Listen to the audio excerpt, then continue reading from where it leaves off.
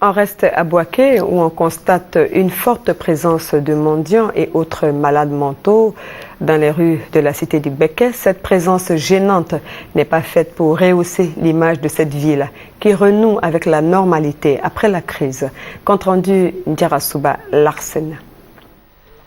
C'est indiscutable. Boaké, la capitale de la région de Békés, est bel et bien de retour. Après plus de 10 ans d'une sévère crise militaro-politique qui aura laissé de nombreux problèmes sociaux.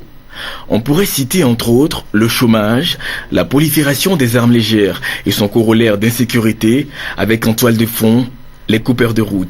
Mais l'aspect le plus visible des conséquences dramatiques de cette profonde crise reste et demeure la présence remarquée des malades mentaux et la recrudescence de la mendicité. Combien sont-ils ces malades mentaux? Difficile de le savoir. Où vont-ils? Que veulent-ils? Difficile également de le savoir. La chose la plus sûre, c'est qu'ils sont bel et bien présents dans les rues de Boaké. Donc parfois violents, souvent exécutant à tour de bras ceux qui ne peuvent pas leur échapper, comme ce handicapé physique.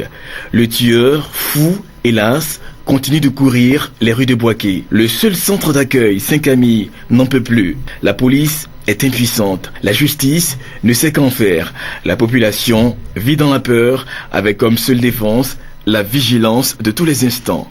Autre phénomène tout aussi important, la mendicité, dont les enfants talibés constituent la majorité. Provenant pour la plupart des pays limitrophes, mal habillés, malpropres, ils ne savent faire qu'une et une seule chose, tendre les mains innocentes pour survivre et répondre surtout aux injonctions de leurs maîtres coraniques qui attendent tranquillement la tombée de la nuit pour faire les comptes. Dans cette nouvelle profession, les enfants talibés ne sont pas les seuls. Il y a certains handicapés physiques, mais aussi et surtout des mères et leurs enfants jumeaux. Parfois des jumeaux qui ne sont en réalité que des gamins et gamines qui n'ont en commun que leur tenue vestimentaire. Dans l'exercice de cette profession particulière, tout y passe. Des bénédictions au nom d'Allah à n'en point finir, aux agressions verbales. Qu'on les aime pas, ou qu'on en ait peur ou non, malades mentaux et mendiants de tous bords partagent avec les populations les rues et les espaces de Boaké.